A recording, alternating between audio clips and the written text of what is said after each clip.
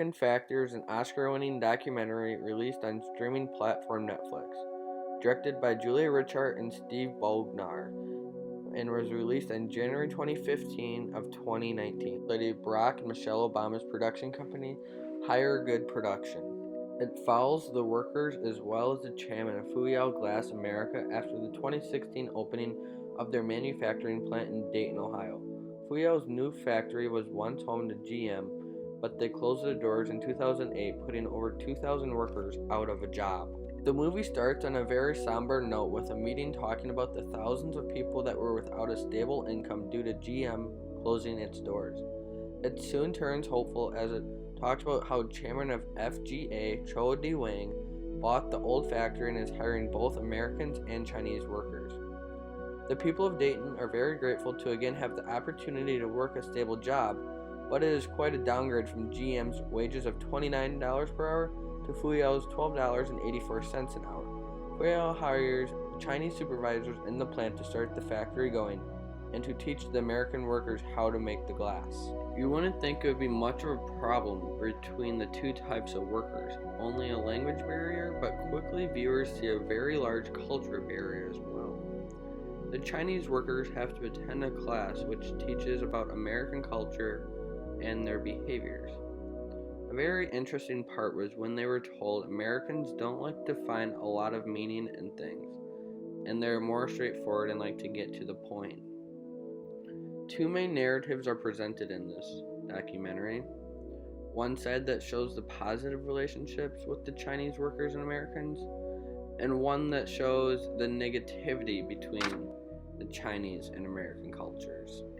American worker Rob is paired with Chinese supervisor Wang, and the two become very close and represent the ideal relationship between the two cultures.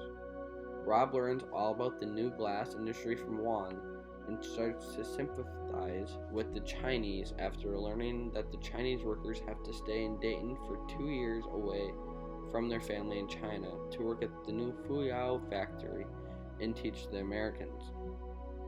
Rob even invites 13 of the Chinese workers to his home for Thanksgiving dinner. He teaches them how to use a gun, which some would say is an American tradition. The Chinese workers were very intrigued by the gun since they aren't allowed to own guns in China. They both are learning from each other's cultures, as you can see, and traditions, and they find a way to effectively work together despite a language barrier.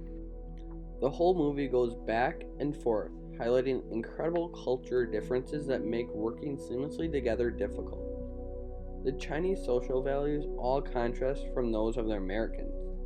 The workers in China are taught that the efficiency of a team is better than individual success and that working together is the best way to produce the goal of the shift, while the Americans are focused on their own job security and focused on their own work rather than the group as a whole.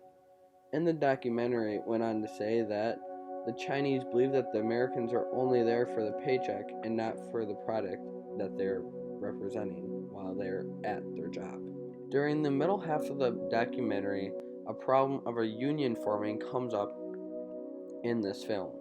The union threat increases and causes Chairman Cho to fire the two American vice presidents for not effectively shutting down talks of unionizing that were going on around the working environment, causing outrage for some American workers because they do not feel safe and no longer have American people to talk to and voice their concerns, because they believe that they only have these Chinese employees to talk to, and because of that they do not feel safe and they do not feel as if they are listening to their problems.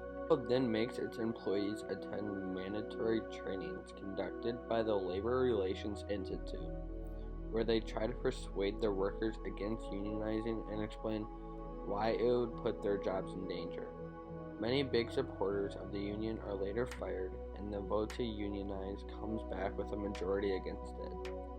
The workers do get a $2 pay increase, but that still puts them struggling trying to pay rent for their houses that they still may not be living in. Some of the American supervisors go to China to visit a Fuyao plant, and they face a massive culture shock.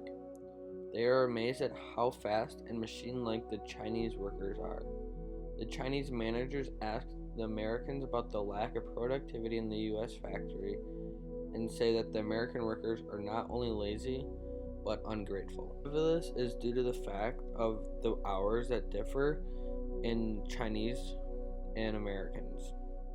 Americans get weekends off and only have to work 8-hour shifts, while the Chinese have a much harder job with only 1 day off a month while working a 12-hour shift. Americans are also amazed how the Chinese work under such difficult conditions and without the proper protective eye care. Chairman Chow comes in to talk to the Chinese employees and says an important part of their job is to change their perception of the Chinese people and culture. At its heart, despite the culture, language, and political barriers, it's a story about how both the Chinese and Americans understand the same struggle. They may be different in every way, but all the workers at Fuyao just want a better life for themselves and their families. No matter where they come from, each is just trying their best to make ends meet and make a livable wage. Thank you.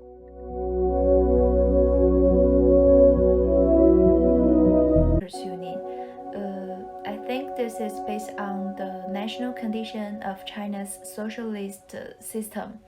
And based on my shallow understanding about the American Workers' Union from this documentary, I think the Chinese and the American Workers' Union are quite different. Just from my perspective, the task of the Chinese Workers' Union is to assist the party committee and play a role in maintaining the stability and the unity of an enterprise. I think this point may also reflect China's deep-rooted collectivism. And the next question, I think what you said is pretty common in China.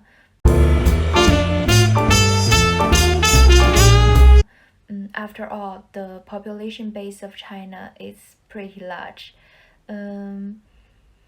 At present, there are still some poor rural areas and the people who have hardly gone to school. Such intensive work, as you mentioned, always doesn't pay much, but there will still be a group of people vie for such job opportunities. Although there are no such examples in my life and around me, I think this phenomenon does exist and is pretty common in China. Just in my opinion, I'm not quite sure.